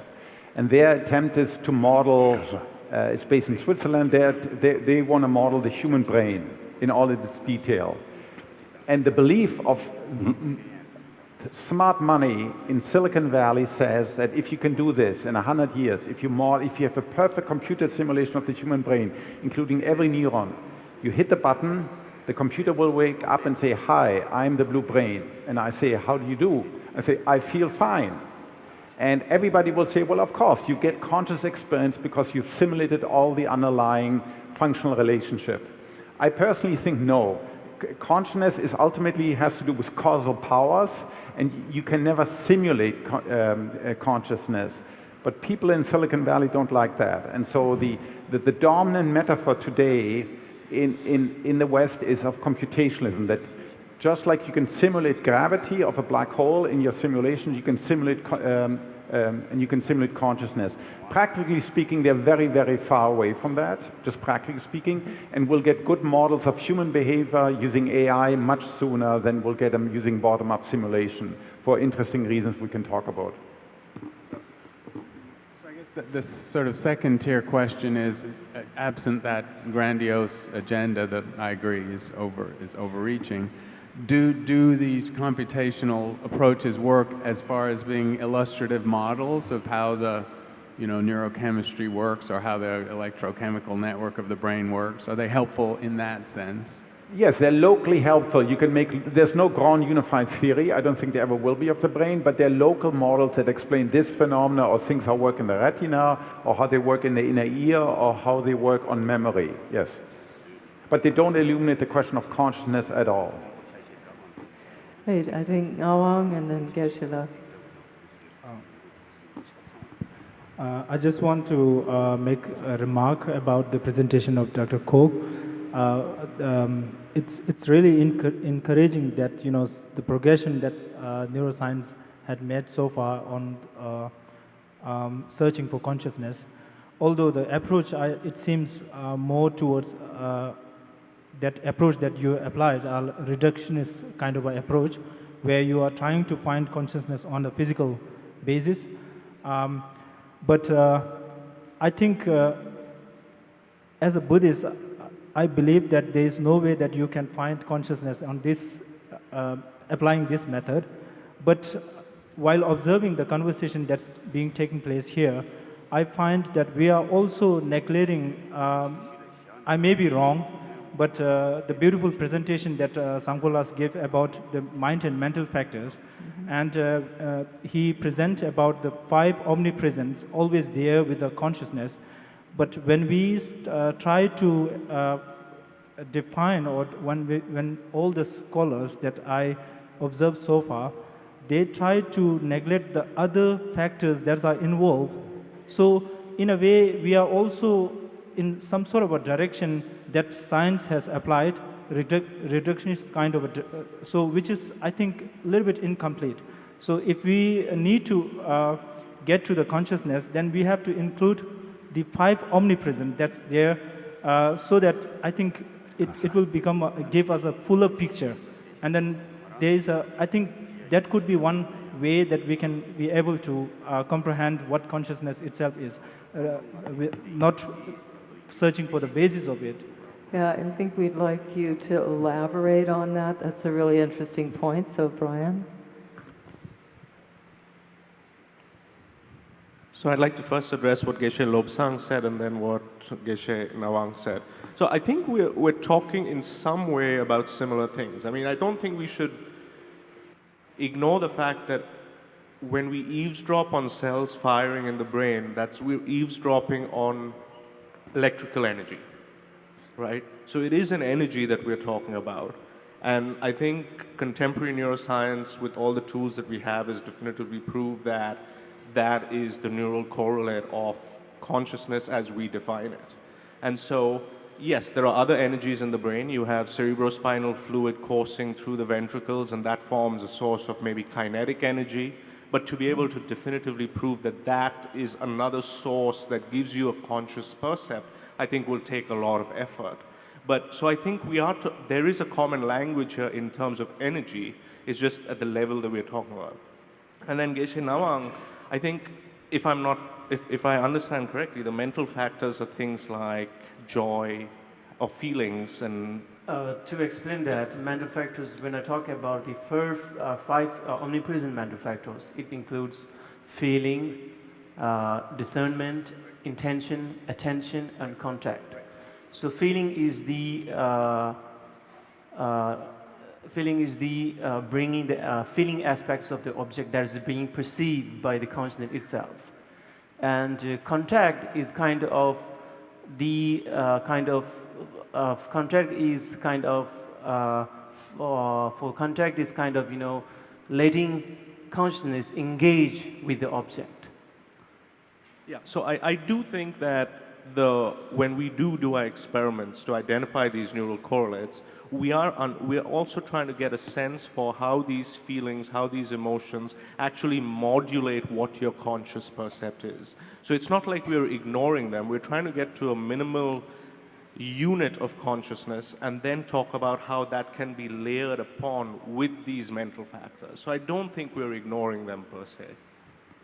Yes, we Buddhists actually believe, as Ngawala said, whenever there is a rise of any type of mental consciousness, and there are all these 5 omnipresents, mental factors, mental events. So when you try to find or investigate the location of consciousness somewhere in the brain region, and when the consciousness arises, when it activates somewhere in the brain region, maybe it is a new field for scientists to investigate whether there is any other kind of factors that are emerging with the consciousness region of the brain. So there are some beautiful experiments now that people do, particularly also in my lab, where they try to show that you can get attention without consciousness, and that you can have attention, that you can have consciousness without attention, so that you can dissociate things between attention and consciousness. Because it used to be thought that attention and consciousness go hand in hand together. But you can now at least experimentally show that you can attend to things, but you're not conscious of them.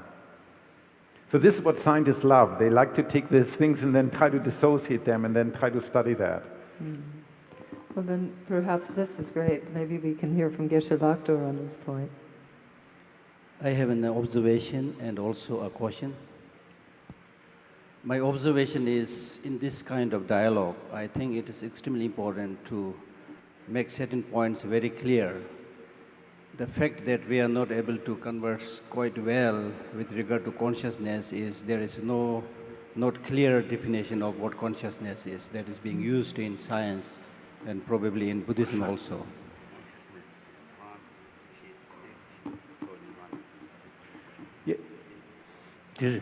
Yes. So this now, for example, it occurs to me that the word consciousness that is used in science is something that is borrowed from the Western philosophy. And of course, it is natural because Western science is more or less a product of Western philosophy. In the case of the Buddhist concept of mind or consciousness, it has two important components. The mind being luminous and also cognitive.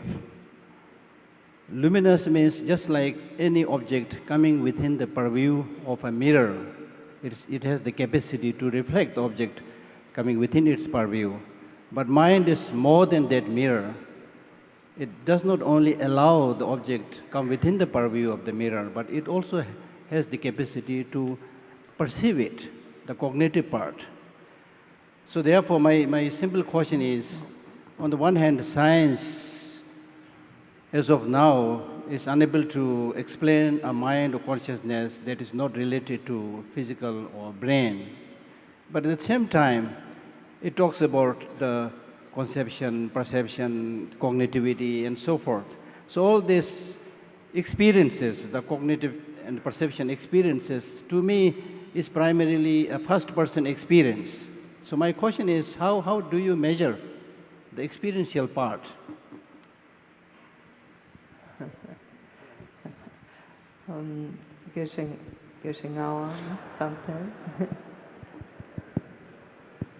Hello.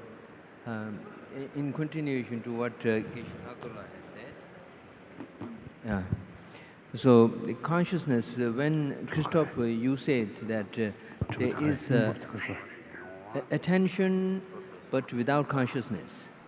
So how can there be, from Buddhist perspective, attention itself is consciousness. So again, because of the ambiguity of the term and the concept of the meaning of the consciousness, there's some problem that we, as the attention is a cognitive entity, and the itself is consciousness. So when you say that there is attention but no consciousness, so how would you define the consciousness but the having attention without consciousness? Okay, so about definition. So I think science, it's less about rigorous definition. Definition usually happen when you write a textbook. Then you try to define things like a planet is. And then often you get into difficulty. So instead, science works by having a working hypothesis, by having an operation, and you apply this operation, and you use this operational definition. So we have sort of working definitions of conscious experience and attention, how to manipulate it. So I can get you to fixate here, and then I show something here or here, and I ask you, can you detect it? And so this is an operational definition of, can you dissociate, can you shift your attention around? And so we have these practical ways. Now, they may not be exactly what you mean by, you have a 2,400-year-old tradition of it, sophisticated, and it may not exactly map onto what we mean in the lab when we practically measure attention or manipulate attention in the laboratory. This is precisely the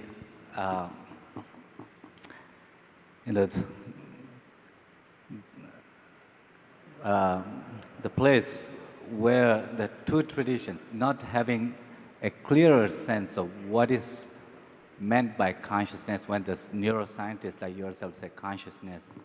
For Buddhists, when the term consciousness is used as a broad term that includes all mental states, whether it's emotional states, perceptions,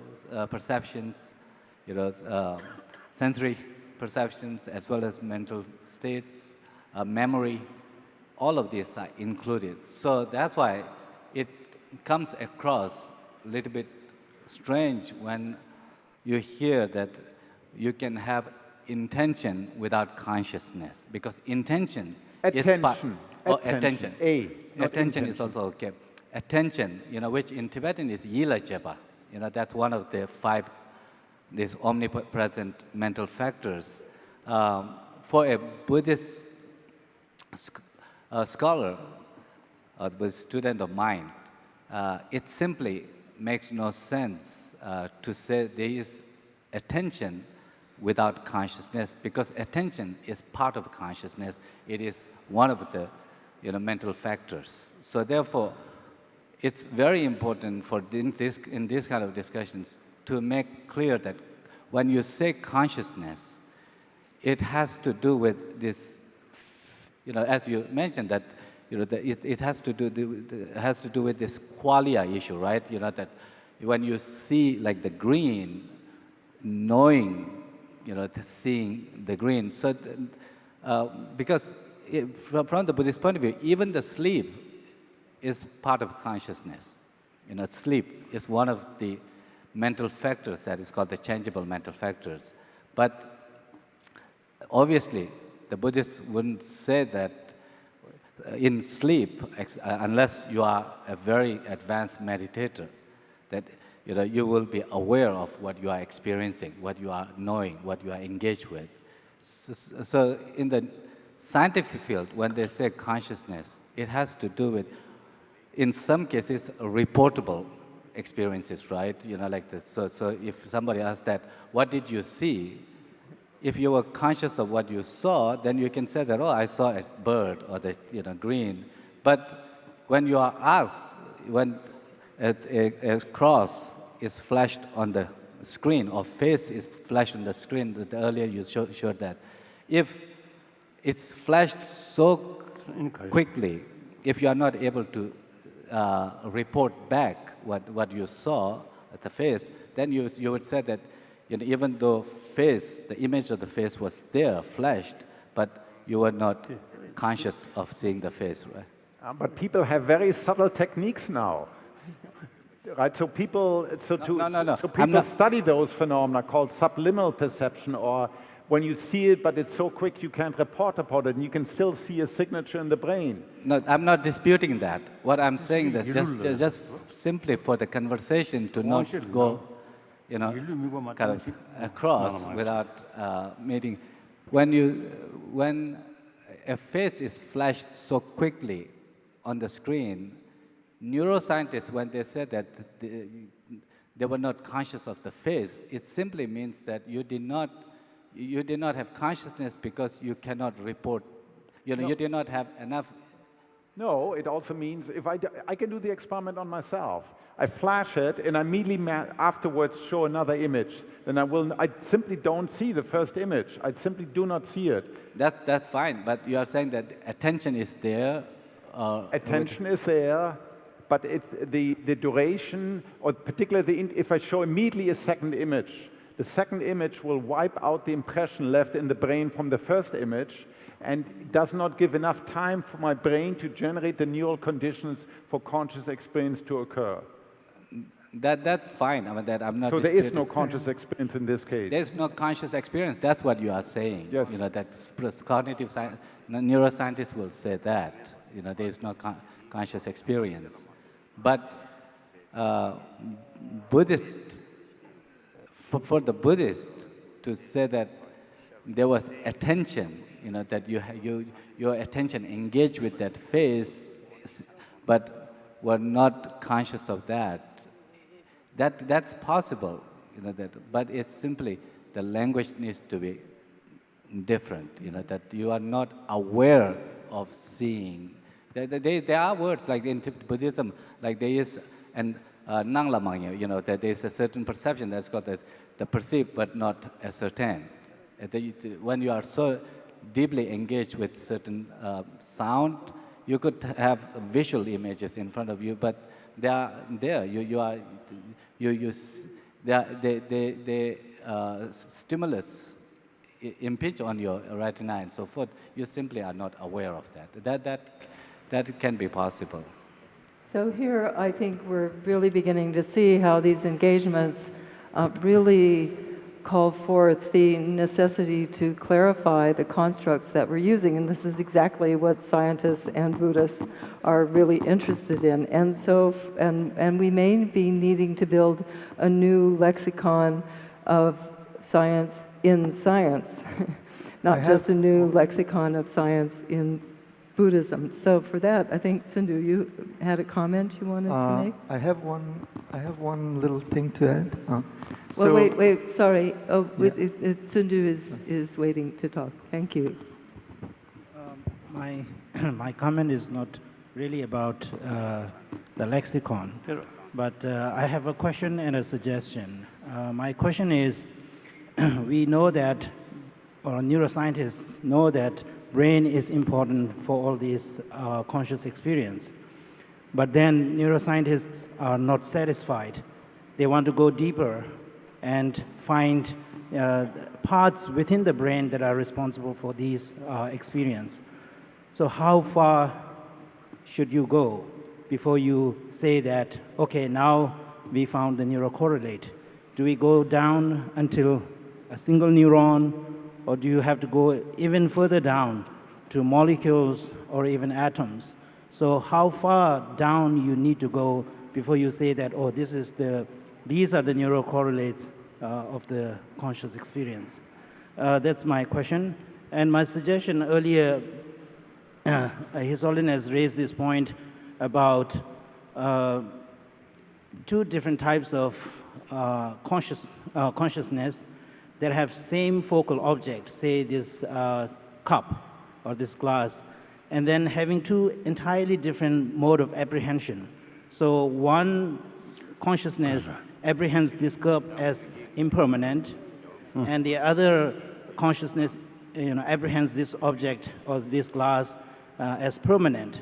So you have the same object, but two ways of comprehending. And these two modes are said to be, in Buddhist literature, these are considered as directly contradictory modes of apprehension. And the significance of that in Buddhist literature is that these two types of consciousness or these two types of mind are said to be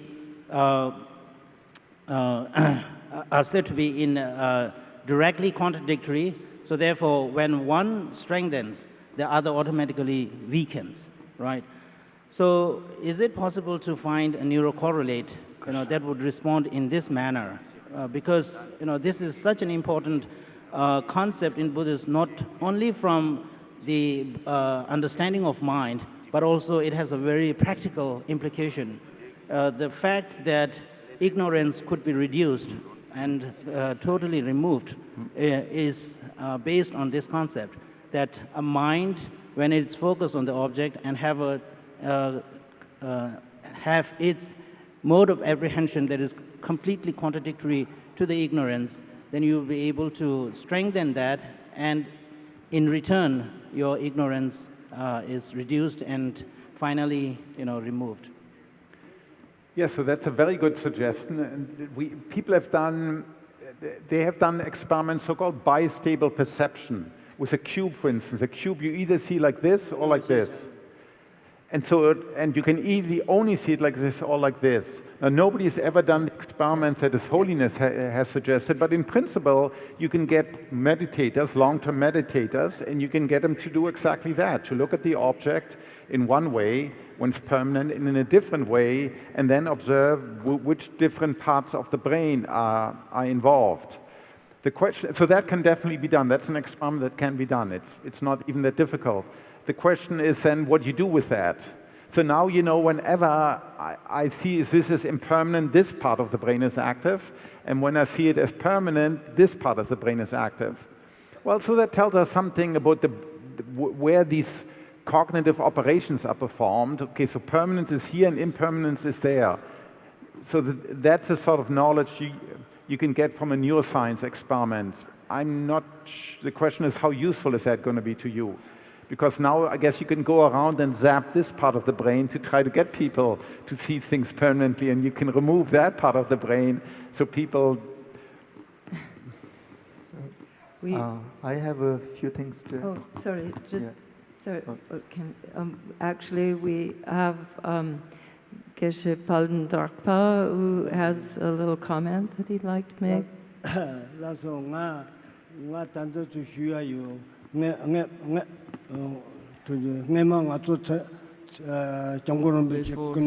In front of His Holiness, when we had the first conference with scientists, at that time there was a young scientist, he told us that if he said that you should not have a personal philosophical disposition. Should you have to eliminate that? Now, when and he said that it seems that he said that science. Do you want to translate, Cindy? Geshe Banden Thakpala attended another conference like this, perhaps the previous Mind and Life conference here.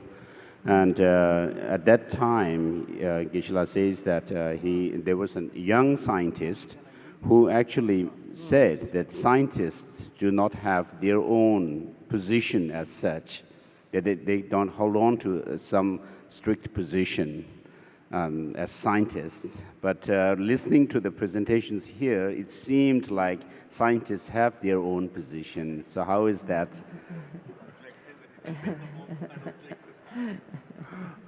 It is what Michelle and John said, right? We are scientists, but we're also people. And of course we have our own subjective bias, right? We come from somewhere, we have particular beliefs, and it's very difficult for us to dissociate ourselves fully from that. It's a challenge.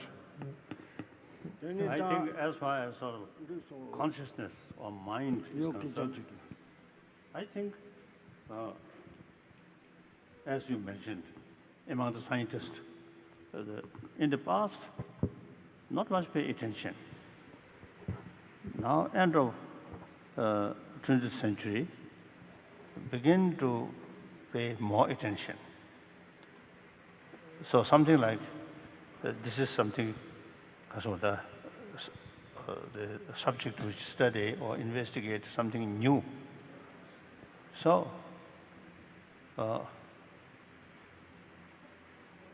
so sometimes maybe I think too bold. Sometimes I express the Western psychology, compare ancient Indian psychology. That means including, actually, the Indian psychology. All those, the great masters of Nalanda, you see, they are Indian. You see, all their sort of knowledge, you see, they, we actually gathered them from different existing Indian tradition. Then they themselves also used to further investigate, and also I think including their own inner insights, insight, inner experience. So highly developed. So therefore, sometimes I express the modern scientist, modern psychology looks like kindergarten level. So that does not mean we remain that level, further develop, with, I think, open mind. That's, I think, really, I found genuine scientists, really unbiased sort of attitude, as open. Sometimes we Buddhists, a little bit biased. So it is really wonderful, wonderful. Then, now I think, okay, like that. Okay, thank you, Your Holiness. I think Lobsang had a comment, and then yes. Brian. When we talk about... Sorry, Lobsang, excuse me, I made a mistake. Geshe-la. 가르 다통 가서 된지 오리 바 생디 차버리 바 생중세야 달은 잡아 점사 니스요 talk about mental factors. 잡아 점사 치도 단다 게가 송야 There are 이제는 율 jarsa different ways to describe this. 파쪽은 뇨이 차시지도 콜파 어유이 차시지도 코 첨은 점이 차시지요 잡을 던지지 그잖아 지요 뒷가리나게 어디투 문자 던지지요 그래서요. Regarding the presentation of Geshe-la, Geshe Bhantan Thakpala wants to make a comment here regarding the function of the consciousness, so to say.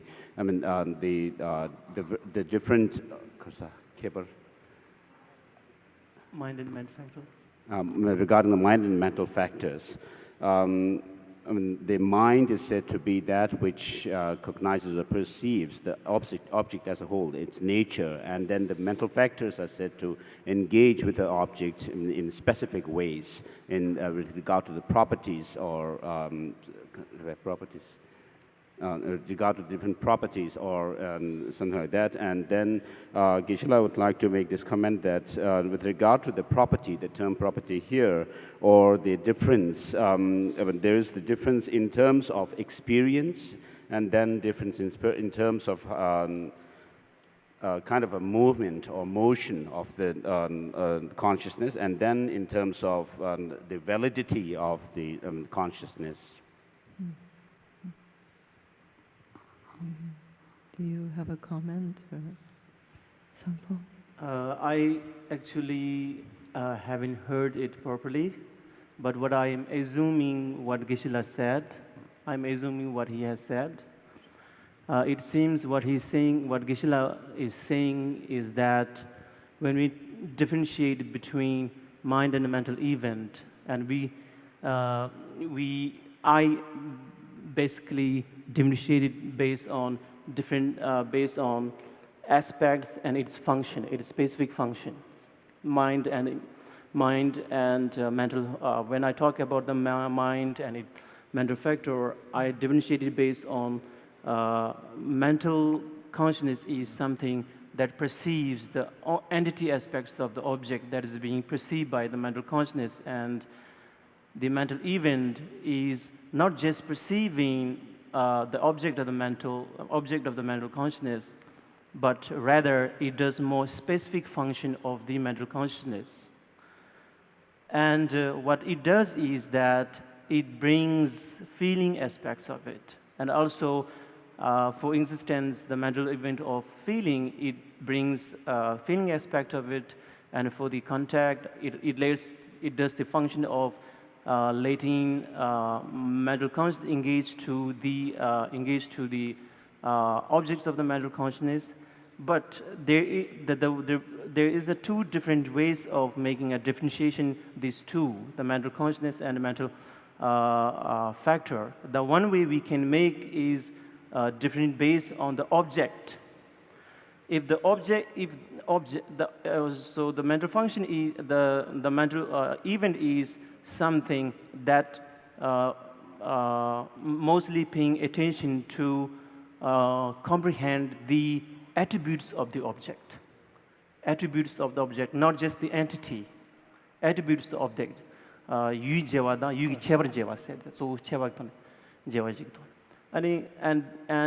And mental consciousness is, of course, as I said, because it is mental consciousness, the reason is it is just mainly responsible to detect the entity of the object.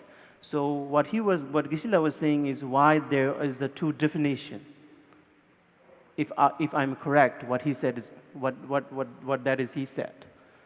So I think it is a different ways of interpretation, but indeed what the mind and the mental factor is need to be differentiated based on mind, mental aspects and its function, but they do have a same aspect. And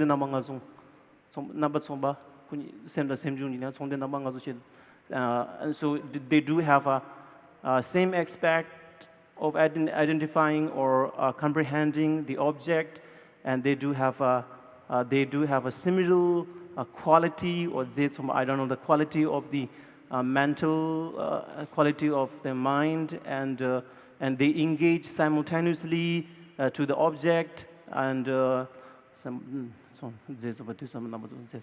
and Mikpa Tsongpa is also the object of this mental consciousness, and mental events are the same.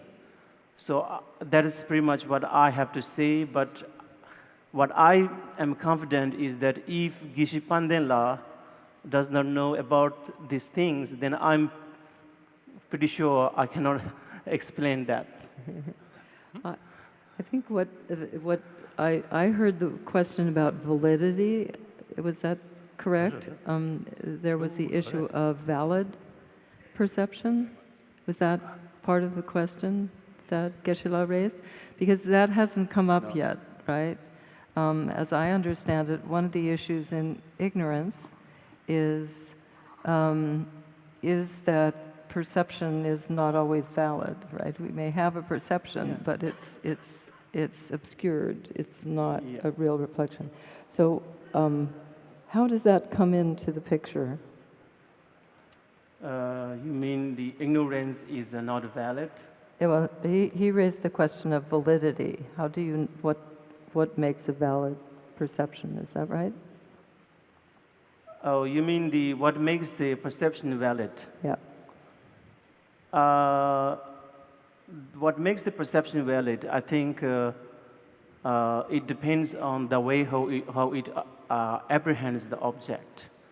And if, for example, if you're apprehending this cup as a permanent entity or permanent object, and then this kind of perception is not valid and invalid. It is very obvious. And for the ignorance, in our innate thought, we have some sort of tendency to automatically thinking something like we do exist on our intrinsic nature, and without dependent on any other kind of physical aggregates. So that kind of perceiving is a completely wrong view. So that's why it is invalid. So because of this kind of wrong view or self-grasping, and we believe it brings more attachment toward yourself, and also it arises making a discrimination between your relatives and other people, and between your country and other country, and it creates the boundary. And that's why we think, we Buddhists think, this is the root cause of all the problem that we create in this world. So in order to if someone really want to destroy or get rid of the suffering, then it is better to challenge with the source or roots of that suffering, which is the ignorance. That's very helpful. Thank you. I think actually that Lobsang has been very patient, and you have a comment, and then Sindhu, I think, did you? So I think when scientists talk about consciousness, it talks about, if I understood correctly, it talks about awareness, almost like being aware of something, or to apprehend the object or to know the object. And but sometimes you can have an experience of something, but you're not able to apprehend it. You're not able to say, I saw this and that. For example, if you're seeing a dance performance with a equal degree of attention to the visual information and auditory information, you experience both information at the same time, simultaneously. You have this experience of visual information and auditory information, but at the same time, depending on the degree of attention, you're able to apprehend the visual information but not the auditory information, and vice versa. So I was wondering if how do you distinguish the perception of the consciousness, conscious experience, and apprehension, or how do you distinguish these two? Like cognizing something, knowing something, and consciousness, conscious experience. So the most popular way in science to view any perception is as an inference. So I have my brain, my brain has to infer based on the responses what's out there. And sometimes it's pretty good, it's valid, like I really believe there's a glass outside there. And sometimes it can be false, like in the illusion, or sometimes, like in the case you mentioned, I might be only able to infer using the visual information because the auditory information doesn't make any sense. But from a point of view of consciousness, whatever I perceive, whether I apprehend it correctly or incorrectly, whether it's valid or not. Or even if I just hear a bunch of noise, I still experience it as something. Yeah, but if I understood correctly, what René Descartes means, I'm conscious, therefore I am, means I'm able to apprehend something, therefore I am, no? Well, he uses, I mean, he wrote in Latin, he uses sensu. He uses the Latin word sensu, sense. He also uses, I can think about it, I can reason about it, I can think, I can sense it. So, however you want to interpret that. But so you would say that if you have two different information and you are, depending on your degree, you are able to apprehend one information, visual information, but not the other, but you will still say that I have a conscious of the other information, auditory information. It depends. No? While I listen to you, there's noises. There are noises in the background, and there's a phenomenon called the cocktail party effect. In a place like this, it's very noisy. I only hear you, and I can manage because I don't pay attention to the noises in the back. I just don't hear them. I'm not conscious. I don't apprehend them. I'm not conscious of them. I'm just conscious of you. That's where attention comes in. Okay. Thank you. So, Tsindu, I think you had a clarifying point. Regarding the how mind and mental factors or mental events are classified, there are several different ways of doing that. One of which was presented earlier by Kusho Sangbola. And the other one is classifying mind and mental event based on the functionality of that conscious experience. So I think that was what Geshe Pandit Thakur was alluding to. Whenever you have an experience or conscious experience of an object, the object appears. At the same time, that conscious experience does many things. It engages in the object. It recognizes that object. It perhaps, discriminates that object, what that object, and so on. So these are all different functions of that particular conscious experience. So based on the functionality of these different functions, we would call that one function as recognition, one function as attention, and so on. So that's another way of understanding mind and mental event. So I guess Geshe Pandit Thakur was alluding to that. I see. Thank you very much for that. I think, Brian, you've been waiting to... Oops. Oh. Ishila. sensoyata motranda chicha karda chicha sensosayata kokul koinola gaya to kolon roya go so lekacheya gayon de thuma gagre gache to lekacheya o tindi chil shago jeta di chabar nyo yor la yor chabato yor la yor chebichani di chabar and the mental factors are the different parts of the car. And when the car stops, everything stops. So that's what I wanted to say. And another thing that I would like to say is that, and he said that definition is not important. From our point of view, it is like a passport. And the passport tells us whether and where we can tell. So, the second thing is that when we talk about ignorance, he said, what is ignorance? I think I will give an example of ignorance. The small case. They don't know that the fire will burn, and they don't know the causes of these physical pains. And not knowing is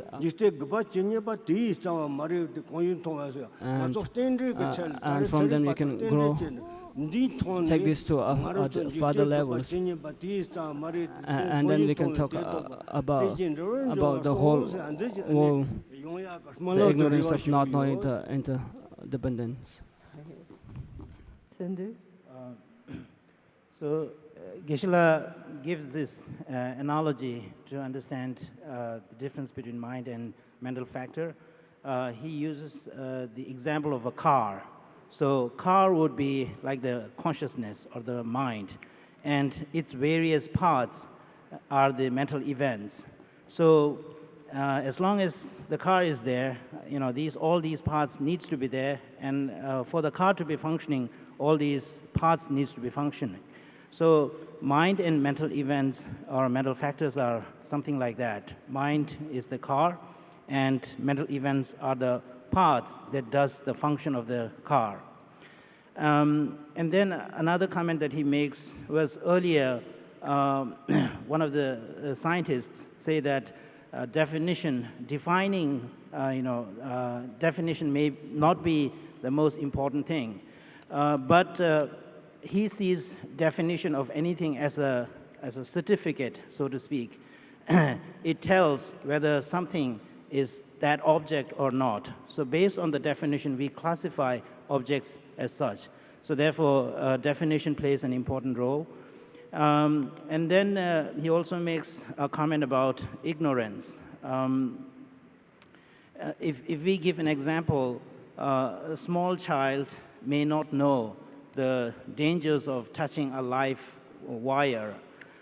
So, the child may think that this is okay to touch, and he touches it, and then he gets the electric shock. Ignorance, in this case, the perception that the live wire is okay to be touched is ignorance. And understanding the risk of that and not touching that, or realizing that it's something that needs to be avoided, is the wisdom.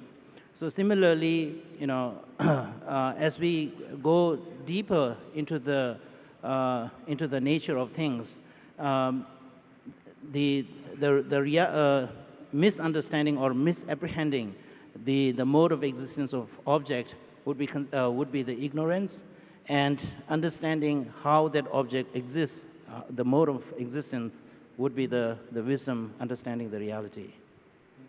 Thank you very much for that. And I think, Brian, you've been waiting to make a comment. So I wanted to address what Sundhu said, because I think as scientists we have a responsibility to set the record straight in terms of why we do what we do. And so your question was, how much is it going to take? How many neurons? How many molecules, etc.? And my answer would be as many as it takes. And the reason for that is, if you look around this room, there are lots of professionals. Dr. Sanjay Gupta, Professor Lena Ting, Mike Uvone, Dieter Jäger, David McCormick, lots of people who, when we study neuroscience, we're not only studying it for the sake of knowledge, but we're studying it to, believe it or not, eliminate suffering. Mm-hmm. And so when we want to do that, we need to first understand where is the roadblock in the system. And if that means we need to know if it's 10 neurons or 1 neuron, then that's what we need to know. And then if we need to be able to drug something, we need to know what molecules might be involved, what pathways. And the more pathways we uncover, the more potential targets that we have. I will say that it's inconceivable, and I'd love to be corrected by anyone about this, but it's not conceivable that there's going to be a neuropsychiatric disorder or a condition that is the purview of a single neuron. So it's going to be an ensemble of neurons that fires. Fortunately or unfortunately, the brain in several respects is stochastic, so it's not the same sets of neurons that will fire repeatedly and with precision over extended periods of time, and therein lies a challenge for us to figure out what the common logic is. But I guess it'll take a lot to eliminate that suffering, and we'll do whatever it is that we can. Point well taken.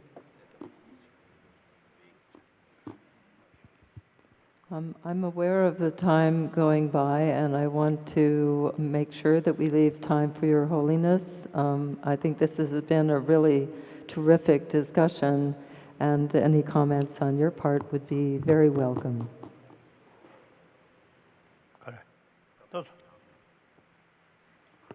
Nothing. Nothing. Well, now, yeah. Now my mind mainly focusing food. Okay. Well, time for lunch. Thank you. Thank you to our presenters. Thank you, Your Holiness.